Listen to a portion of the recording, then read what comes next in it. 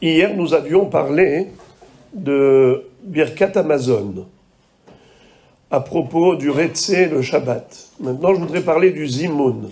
On sait que lorsque nous sommes 3 personnes, on doit faire Zimoun sans le nom d'Hachem.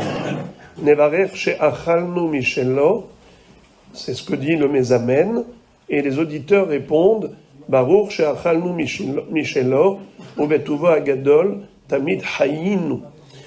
Tandis que si nous sommes minyan, alors on doit rajouter le nom d'Hachem. Nevarer Elokenu she'achalnu mishelo. Tout le monde répond Baruch Elokenu she'achalnu mishelo, ubetuvo agadol tamid hayinu. La question se pose, est-ce que cette mitzvah, elle n'incombe qu'aux hommes ou bien même aux femmes? Dans la Gemara, il est rapporté plutôt une braïta qui dit que les hommes font zimoun à part et les femmes à part. Alors les Rishonim sont en mahloket, à savoir, est-ce que les femmes, quand elles font zimoun à part, est-ce que c'est une obligation de faire zimoun ou bien c'est juste facultatif?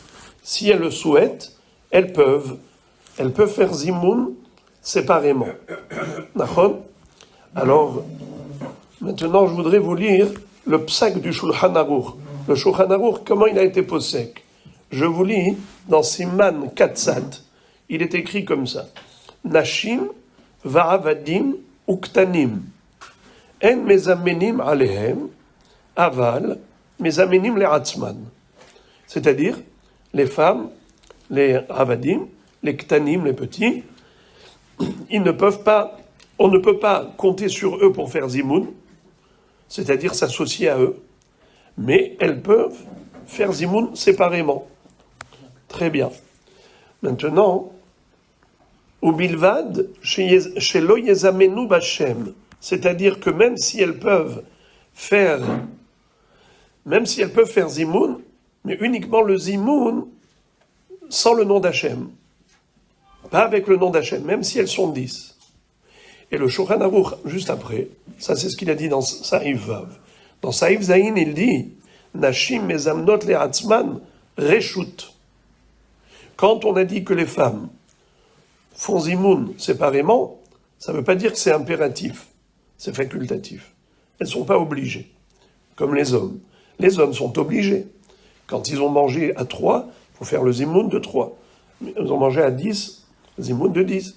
Mais les femmes, pareil, premièrement, elles ne sont pas obligées, elles le peuvent faire le zimoun séparément, et aussi, elles ne peuvent pas faire le zimoun avec le nom d'Hachem, uniquement sans le nom d'Hachem, comme si elles étaient 3, même quand elles sont 10 et plus.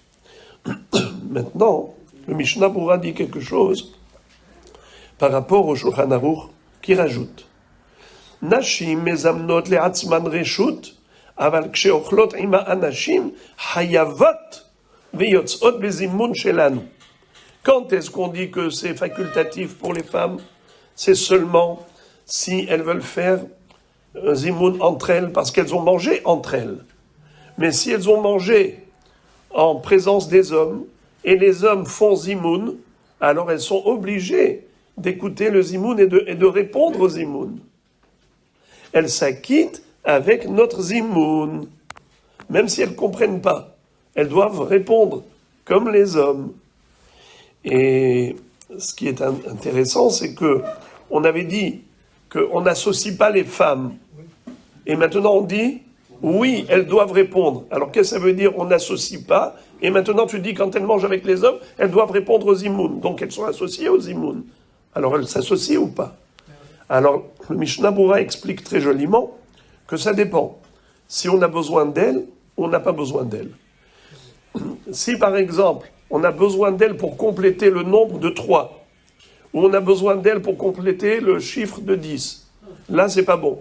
Tu ne peux pas t'appuyer sur les femmes pour t'associer à elles, pour constituer le groupe nécessaire pour le zimoun.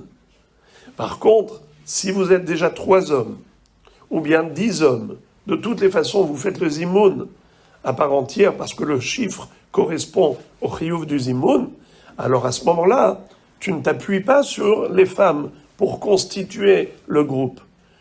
Le groupe est déjà constitué d'hommes, et les femmes, elles sont présentes. Alors à ce moment-là, elles sont annexées aux hommes, et là, elles doivent répondre absolument aux imouns. Elles ont l'obligation de répondre aux imouns. Alors, quelle est la différence? Pourquoi c'est comme ça?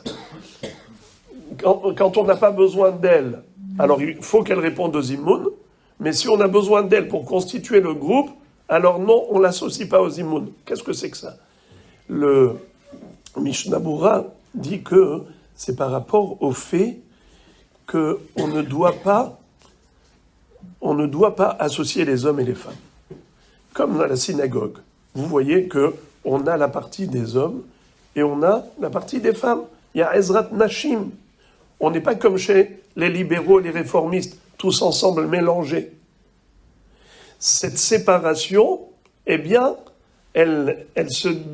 l'esprit de la séparation entre hommes et femmes par rapport à la tzniut, par rapport à la pudeur et la décence nécessaire, elle s'exprime également par cette halakha du zimoun, où on ne va pas s'associer pour constituer le groupe. Ça veut dire que on est forcément liés. Ah bien, venez madame, on a besoin de vous pour créer le groupe. Il faut qu'on s'associe. Le fait de dire ça, eh bien, ça veut dire qu'on crée directement le lien entre hommes et femmes, celui que, au niveau de la pudeur, de la tsnirut, on met des barrières parce qu'on sait vers où ça peut arriver. Ça commence par A, et après c'est B, après c'est C. Mais si on n'avait pas besoin d'elles, donc en fait, elles sont là, et leur présence, c'est très bien, et elles répondent aux imouns, et elles doivent répondre, c'est vrai, mais on n'a pas créé le groupe par la liaison entre hommes et femmes. Voilà l'idée de cette halakha de Zimoun. Brouchim Diyu.